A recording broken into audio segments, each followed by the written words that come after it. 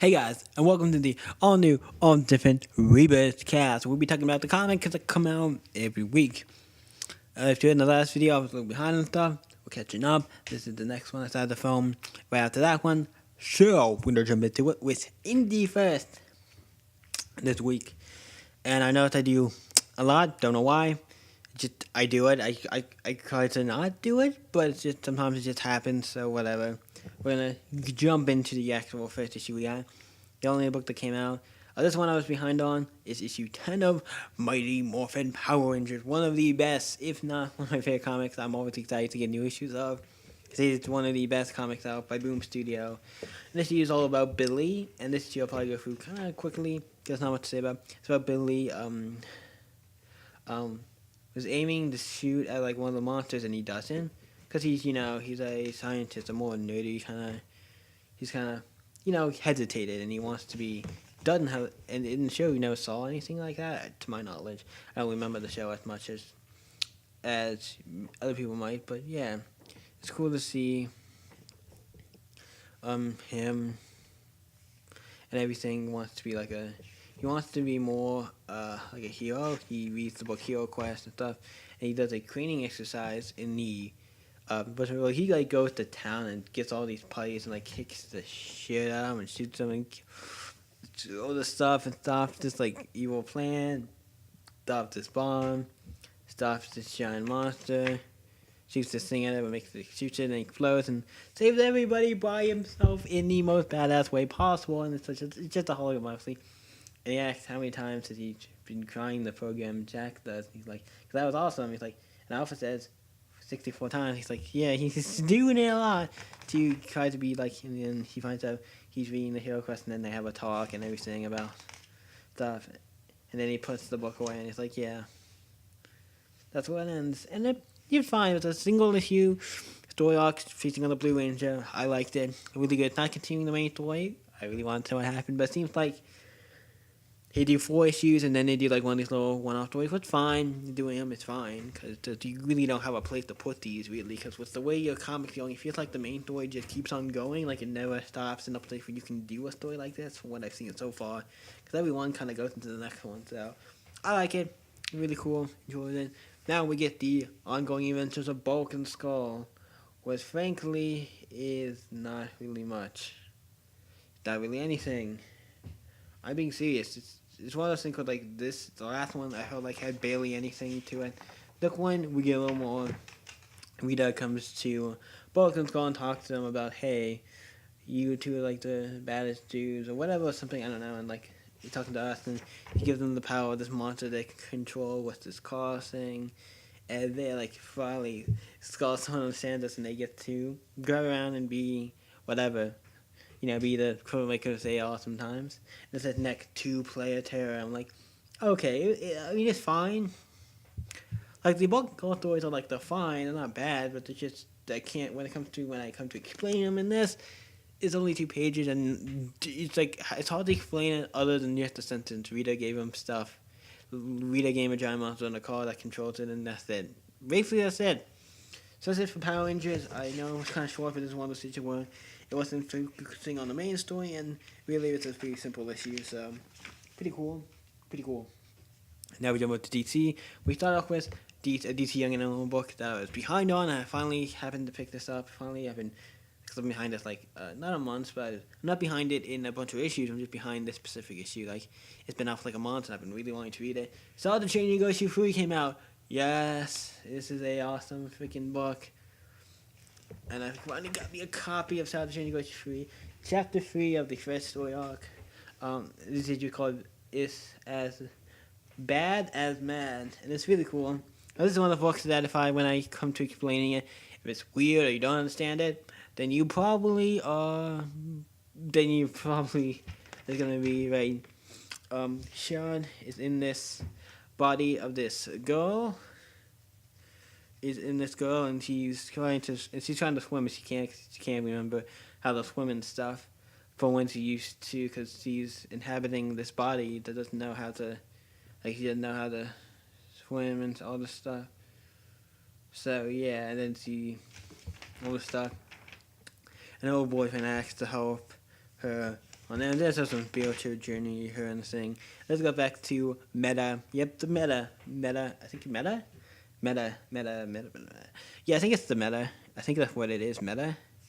Well, the guy who kind of got her to use the suit and everything and all this stuff.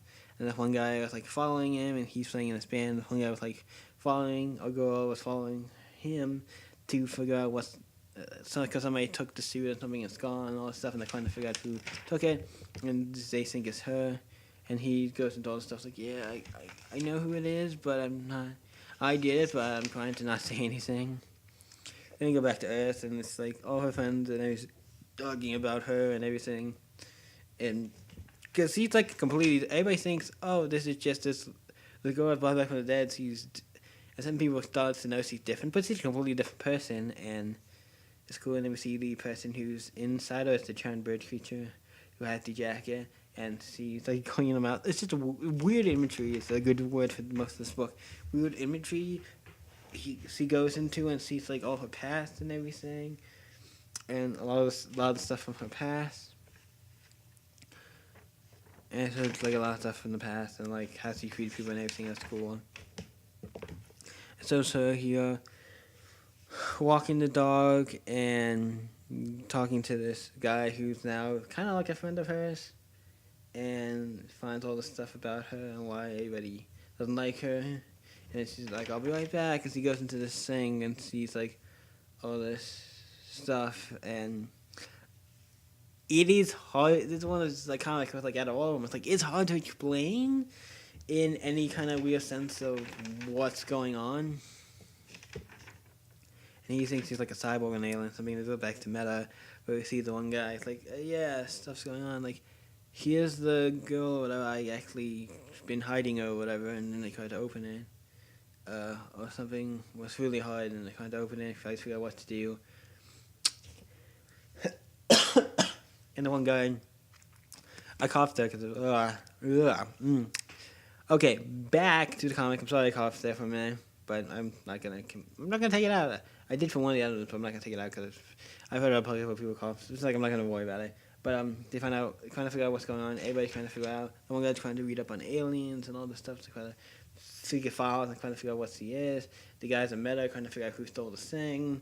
She's still trying to figure out what she's doing in the main, her thing. And then she's in the place.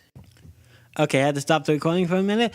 My dad called on the phone and was asking me stuff about what we need at the store, what we're going to do for dinner and stuff. So, back to the comic. So sometimes this stuff I'll have to edit it kind of a little to do that when stuff like that happens, because I don't want to leave that in. But the one boyfriend is teaching her more how to swim and stuff again, and she's looks learning kind of fast. And her old friends come in to cause trouble, as they do, and she just starts floating out of the water and starts doing shit being Shaw is doing all the kind of weird shit Shaw the changing girl does. And they get into something, and then you all have. It's you all have detention. Does everybody have detention, or it's just you all have detention? It's does everybody have detention? How does that work? How does everybody have detention? It's kind of confusing on certain things, but and then it shows her and this ship thing floating. I don't know. It's next question. Yeah, it's questions. And I think it's not. There's other stuff in this book. Yeah, there is. It's a bonus comic called Doll H for Hero. Cool. They got a bonus comic featuring Doll H for Hero. It's really cool. There was a girl becoming a superhero, and this other girl who she likes, because it's kind of I guess they're lesbians, I guess, and she looks dies or something. This other girl comes in and they fight, superhero kills her, and it's very sad. It's it was cool for a 3-page story to do one, but it's cool. I'd like to see more. I can't do more. I how they do these little bonus comics at the end, featuring more of the weirdo characters in DC's universe, like Doll H for Hero, the Wonder Twins, all kinds of weird stuff for making fun of regular characters in DC. So that was cool. Also, in that one, we have some backstory on characters. We have Chloe Carson from the Kid Carson book.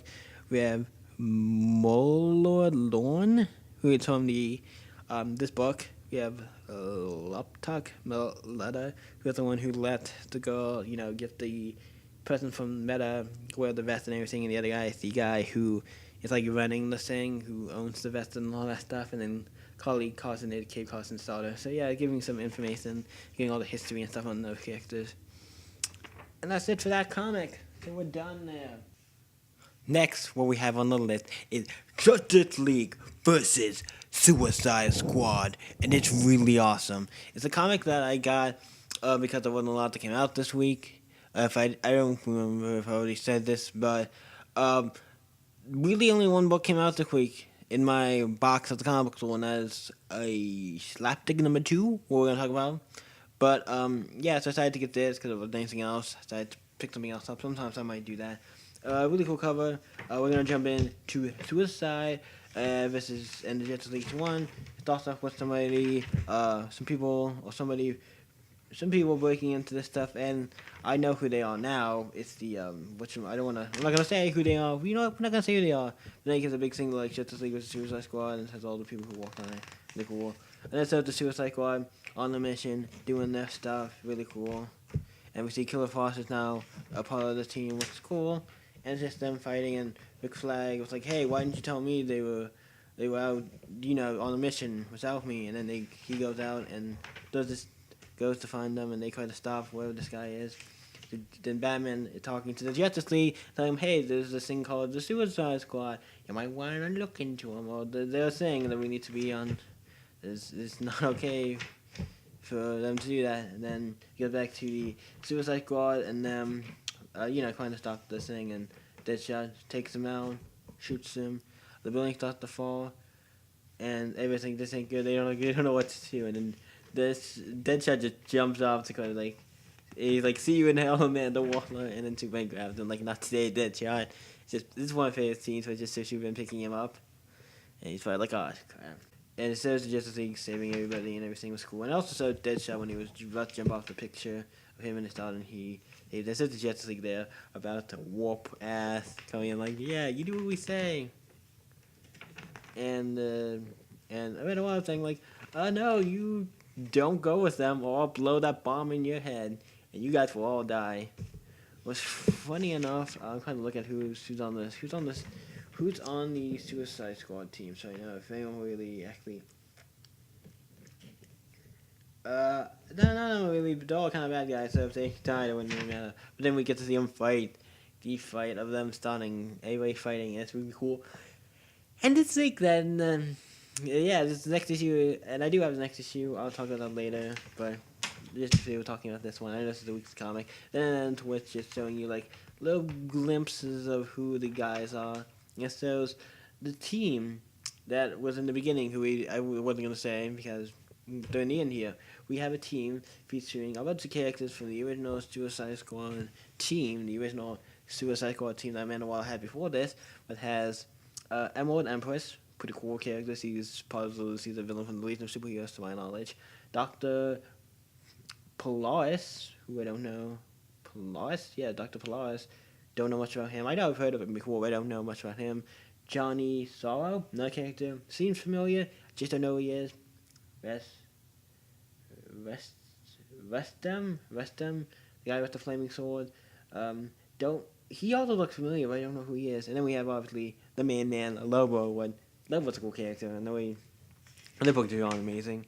And then with who's leading this team? Why, who else would it be than freaking Maxwell Lord, the guy you like, hate, and want to kill and all at the same time. Because if you didn't know, he kind of formed the Justice League back in the 90s and stuff, and done stuff since then as a hero. Then he eventually became a villain, killed Blue Beetle, one of the great superheroes, a really great superhero who did a lot of stuff with Boots of Gold and all stuff. And I'm getting off topic, and then he became evil and came back as a white land or something. I don't know. It's crazy that this guy has so much more, even though he doesn't have much when it comes to powers other than that. Whatever that mind control thing he has, or whatever this thing that makes people do things. I like how they ended with like Macro saying, "Hey, look, here's the guy who they're gonna eventually really fight, and all the guys from the original Suicide Squad." So it was cool for a comic book that wasn't too bad. And I was surprised. I thought this book was gonna be like really expensive. Well, it turned out to be $4. I actually $3.99 for this book. I thought it was gonna be like a $5 book or something. So that's pretty nice to get this book. It was actually really good. The art was really good. I definitely want to read more. So we're gonna Eventually try to get more of that. So that was cool. That's the only DC book we have. Now we jump to Marvel. Well, I have one issue that's a little old. I finally picked up the newest issue of Gwenpool. Issue 9. I picked it up from a comic book store and I went to go see my friend. And I was there, so I was checking for, there was a couple issues, Gwenpool, Power Rangers, what he talks about, and what's the other one? Strategical, what he talks about. Those were 3 I was behind on just an issue before I got my subscription, so I went, got those, boom. We started with issue 9. This comic is really cool. Usually I'd probably do Slapstick first, but we're going to do this one. That looks really cool. I'm excited for it. This issue 9, I think it's the second to last issue of the story arc. It starts off with showing Dr. Doom building this robot. And so it's like, then it shows a futuristic version, I think, of like Squirrel, I think, coming in, to my knowledge, and destroys everything, and the one robot escapes. And the one guy who owns a fix-it shop finds the robot, fixes him, turns him into a, they kind of puts clothes on him and makes him walk as a catcher and stuff. And then he makes it so he puts this stuff on his face so it looks like he has skin. And he makes it so he can talk and stuff. That's pretty cool. And he sees all the stuff, and then he leaves and goes does his own thing. But then we get back to the present. I'm just telling you the history of this guy, who we just now found out about, who's basically just a Doombot, but a more intelligent one, I guess. I don't know. But so there's Gwenpool and a ghost friend who I can't remember the name of. I'm not good at remembering that, but so it's them. And then he just goes ballistic, and you see cops there, and like see trying to fight him, and he's going ballistic and doing everything. Because he tried to call my Spider-Man. I was like, nope, he's not there. Can I take a message? Sorry, bye. I thought it was funny how he actually did. Like, hey, I need help. I'm going to call an actual superhero. Because it is weird that this is happening. This whole thing. And then, like, no other superheroes around. Like, basically, if they're in New York, to what I think they are, because that's my Spider-Man, I'm assuming they're in New York. That's what, like, everybody is. That's what all the superheroes are. Like, most of them, 90% of them are. So why aren't they just all, like, coming out of the woodworks and, like, kicking butt? I always thought that was weird. Like, they're all in New York. How does that work? New York ain't really big, but there's a limit. So you think they would cross paths a lot more. But, and it's just them just fighting and stuff. Then we see big guy. And it shows, now it goes to where the friends are. And where there's the pig and the Spider-Gwen costume, and then the 3 members of the team see what's worse, and the guys holding them prisoner. And then it goes back to them talking, and there's the one guy trying to possess the Doombot's soul, the one friend who's a ghost, and he's like yanking him out. It's kind of, I like the art because in certain parts it's kind of, it's a really good, the art's really good for this book. This book is actually surprisingly very good, surprisingly. But it says Gwenpool talking to the police officer saying, hey, it's not my fault. He asked her for a name, like, yep, you're not a side character anymore. You're actually a main character in the series, so you're probably not going to die as soon. Because characters seem to die, even if they all become a main character, they die immediately, like in the first issue, when the guy dies to become a ghost. But then he does become a ghost, and now he's in the series as a ghost, I guess. Oh, well, I'm tired. I'm doing this early in the morning, so that's why I'm yawning a little. And then it shows them escaping with the cop car, and the one guy leaving. Now they're back at the base, and they kind of figure out what to do. And then they see this other guy walking, and he was like, this guy like, who MODOK or whatever hired us, and then you have this whole, then he goes into this whole room and see all these guys with the same outfits. Like, oh, MODOK has a whole bunch of goons and guys, and they're not the, looks like they look like they can put some punches. Definitely. Aquaman is to be continued. And it's like, and then in the next issue I have read, we'll continue on the story arc and finish the story arc. As long as it's going to finish this story arc, which is really good. This is issue 9. This book, surprisingly, the unbelievable Gwenpool. It's unbelievable how good it is. Because for the comic, I was like, I'll get issue 1, see if I like it. Got it, liked it, kept getting it. It's been a fun book ever since. I'm glad I decided to stick with the series because it's probably one of the best books in the Marvel.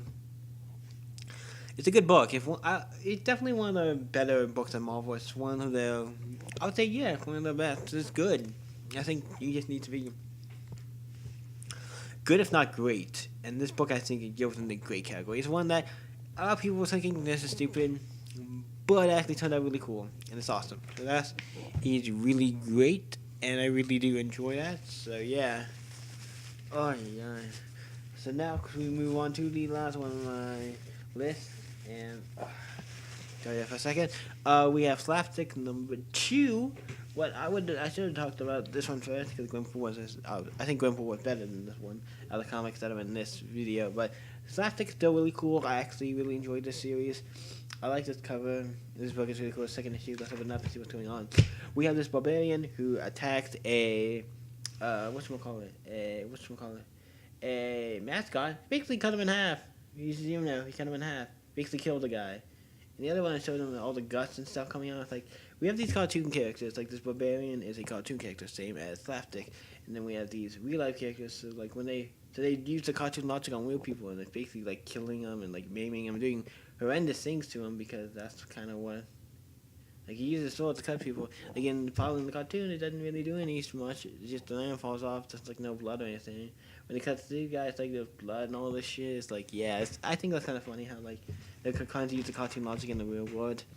And this is called Slapstick in a Saturday Morning Massacre.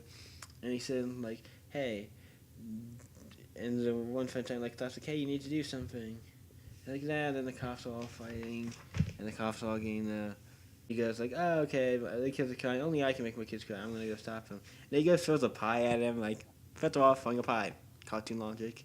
This is cartoon logic all into it. So you can't, it's just like, this has comic book logic, you have comic book logic, but then we go into the cartoon logic of, like, Looney Tunes logic when it comes to this character. So kind of like you're getting the two logics, like, it's cartoon logic, comic book logic, comic book stuff. I don't have to explain it, or like cartoon stuff. It doesn't make any sense. Then he pulls out a mallet out, and they get into a fight. And then he like blows his hand, and he turns like all muscly, and then he starts fighting, and he gets his arm chopped off. Then he pulls another one out of his pants. Which I'm not making this stuff up. It's actually happened. Then he jumps out of the way, and he throws a bunch of stuff out of his pocket, out of his pants.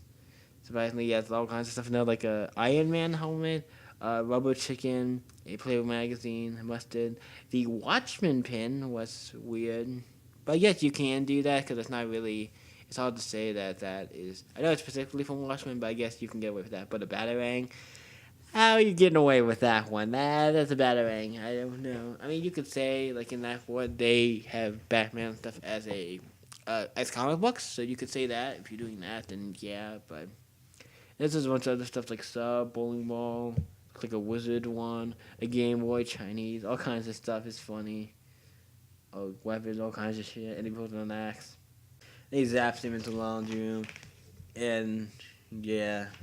I'm kind of confused. Then he gets up.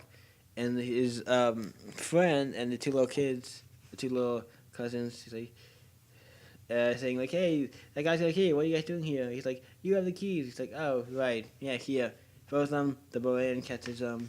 And then he throws some soap, makes the barbarian slip before he kills him, and then he cuts him in half. And funny enough, and that's where that story ends in the situation come. I find, oh look, only half his body here. It's like, first of all, why didn't he take both halves? That would have made more sense. Then they wouldn't have been able to find him. You were stupid. You could have taken both halves. Back at the house, and he's taking it and going into his basement. He takes the other half, and he has his robot friend there who's evil, and S.H.I.E.L.D. find him and S.H.I.E.L.D. finds him. You're probably thinking, how did S.H.I.E.L.D. find him? Well, because since he had half the body and they had half the body, they could get half of what he was saying, so they kind of figured it out of where he was. So that's kind of cool. And then they're coming in trying to take him, and they go to S.H.I.E.L.D. headquarters, and then, he's trying to get out of it or whatever. And we see that there's an attack, and it is something that's hard to point towards, like, this is actually a thing that's happening in the comic. But that's happening in the Marvel Universe. We have ponies attacking. Basically, My Little Ponies are attacking. My Little Ponies with horns. Some of them have horns, so I guess, like, unicorns. At least one of them does. And then they have, like, a Smurf next to them. They're like a Smurf mixed with My Little Pony. And they're going like close people, like, and they have guns and all that stuff. It's like, it's one of the things that's just insane, and I like it. That's one of the things I like about the book. It really goes to extreme stuff. I like it. It's fun. Next, there's a cover for the next issue. It says him trying to use the hammer to smash them and stuff. I think that's how he's gonna get out of this whole thing.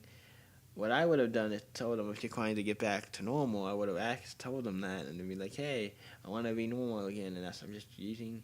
I got him to get to a science guy so we could fix everything. But this comic, really good. This is a parental advisory comic, so it is for more mature readers. So I wouldn't recommend this for younger readers, especially when you have a guy who cut a guy in half in the last issue. In the last issue, you just saw him like slice it open, but guts and stuff are coming out. It's violent, and they're not afraid to cut a little in that book. And usually in books like moral books, usually if they cut, it's really bad. They censor it anyway, so it's not too bad with that. But they deal sometimes will say a lot of vulgar stuff. So you guys need to be aware of that if you're going to pick up that book. It is the only book, I think. It's really the only mature book other than that one's mature.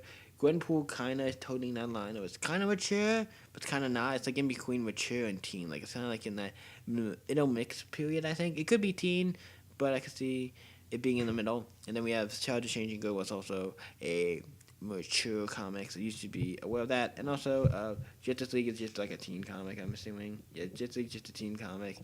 And then Power Rangers is just like a teen comic. So yeah, that's for this video. Hope you guys liked it. It's really fun to do this. It's really fun to make these podcasts and talk about my love of comic books because I love me some comic books. So let's end the podcast now because we talked about everything and I want to go on to do some more. So that's it for this episode of the all new different rebirthcast. You guys can always stay epic, and I'll see you in the next podcast. See you guys.